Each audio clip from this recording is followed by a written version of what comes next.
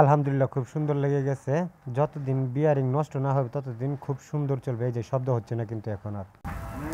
আসসালামু আলাইকুম ভিউয়ার্স, এই যে আমাদের বিয়ারিংটার অবস্থা দেখেন কতটুকু শেপ ইজি আছে। তো এটা যদি আমি এখন রিপেয়ার করি তাহলে কীভাবে রিপেয়ার করব? যারা পুরান টেকনিশিয়ান ভাই আছেন তারা কিন্তু তুড়ি মেরে এটাকে শেষ করে দিবেন। নতুনদের জন্য এটা আসলে খুব টাফ হয়ে যায়।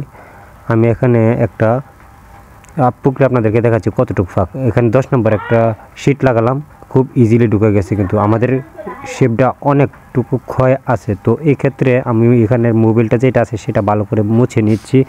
মুছে নেওয়ার পরবর্তীতে এটার প্রকৃত কাজের হিসাবটা যেটা, আমরা যদি লেদে থেকে নিয়ে আসে এটার কাছে মাল ধরাই তাহলে কিন্তু এটা সুন্দর হয়। তো লেদে নিলে মাল যদি ধরাই তাহলে আমাদের কয়েলের উপর রিক্স চলে যায়। এর পরবর্তীতে আরেকটা পুকুরে আছে এটার শেপটা চেঞ্জ করা। তো এত কিছু আমরা করব না, শর্টকাটের মধ্যে এটা চেষ্টা করব আমরা কীভাবে লাগানো যায় সেই অবলম্বনটা আপনাদের সাথে শেয়ার করতেছি।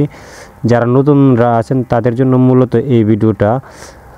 আমি প্রথমেই বললাম যারা অভিজ্ঞ টেকনিশিয়ান তাদের জন্য এটা কোনো ব্যাপারই না। তো এখানে যতটুকু জায়গা আমরা ক্ষয় হয়েছে ততটুকু জায়গায় কীভাবে আমরা রিপেয়ার করব বা কী সিস্টেমে কাজটা করব এটা আপনার সামনে সম্পূর্ণ তুলে ধরবো। আমরা এটা ভালো করে মুছে নেওয়ার চেষ্টা করতেছি। তার পরবর্তী এই যে এটা হলো একটা সেই কাগজের মধ্যে দেখা যায়, আসলে এটা কাগজ না, স্পিড। আমরা যে স্পিড খাই স্পিডের ক্যানের একটা বোতল কেটে নিয়েছি আমি।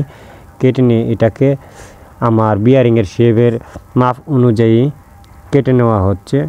তার পরবর্তীতে আমি এটাকে দেখব কতটুকু পরিমাণ এই জায়গাটা লুজ আছে।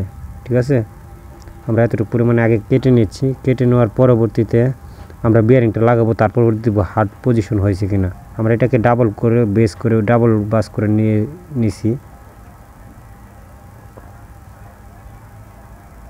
এই যে একটু টারা বাঁকা আছে, এটা আমি সোজা করে দিচ্ছি, নইলে আমার এখানে সমস্যা হতে পারে। আর এইগুলো কাটার সময় অবশ্যই খেয়াল করবেন কয়েলের মধ্যে যাতে এটা ছিটা ফোটা না পড়ে, সেই দিক খেয়াল করে কাজ করবেন।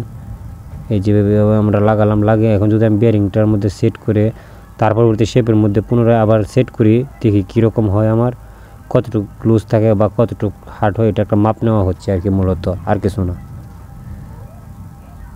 দেখেন কীভাবে সেট করছি, ঠিক এইভাবে আপনারাও কিন্তু নিজেরাই, যারা নতুনরা আছেন তাদের জন্য এটা খুব উপকারে আসবে ভিডিওটা। এখন এটার উপর আমরা এক সাইড দিয়ে একটু কেটে নিব। কেটে নেওয়ার ফলে আমরা যখন এই বিয়ারিংটা বসাবো এক সাইড দিয়ে রিফিট করে দিব যাতে এটা ভিতর থেকে খুলে না আসে, সেই জন্য এভাবে কুচি কুচি করে কেটে দিলাম। এটাকে পরবর্তী আমরা একটা সাইড রিফিট করে দিব যাতে ফুল ভিতরে ঢুকে না যায়। কাজটা একটু খেয়াল করবেন। এখনও কিন্তু আমার এটা ইজি আছে, ইজিলি ঢুকতেছে। তো আমরা এটাকে আরেকটা পরত এটার ভিতরে ঢুকানোর চেষ্টা করব যতক্ষণ পর্যন্ত টাইট না হয়। আর আমি যে পজিশনে কাজটা করতেছি যতদিন পর্যন্ত বিয়ারিংটা নষ্ট না হবে ততদিন পর্যন্ত কিন্তু আর এরকম সমস্যা হবে না, এটা আমি গ্যারান্টি দিয়ে বলতে পারি। এইভাবে কাজটা আপনারাও করতে পারেন। আমি এরকমভাবে আরও আগে কয়েকটা কাজ করছি, ভালো রেজাল্ট পাইছি। এটাকে ভিতরে দিয়ে দিয়েছি, তার পরবর্তী উপরে আরেকটা দিয়ে এখন যদি আমি বিয়ারিং দিই, এই যে এখন কিন্তু আমার বিয়ারিংটা ঢুকানো কষ্ট হইতেছে। এখন আমি হ্যামার দিয়ে পিটিয়ে তার পরবর্তী এটাতে ঢুকাতে হবে। এই যে মোটামুটি খুব সুন্দর হয়েছে, একবার পোক্ত হয়ে গেছে।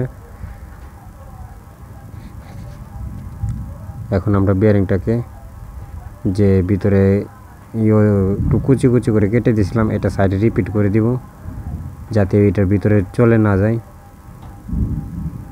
যেভাবে কাজটা করছি যতদিন বিয়ারিং নষ্ট না হবে ততদিন পর্যন্ত এটা খুলে আসার সম্ভাবনা একবারে নাই বললেই চলে। তো এখন আমরা ফ্যানটা আবার পুনরায় সেট করে ফেলবো। সেট করে আপনাদের সামনেই দেখাই দেব কোনো সমস্যা আছে কি না।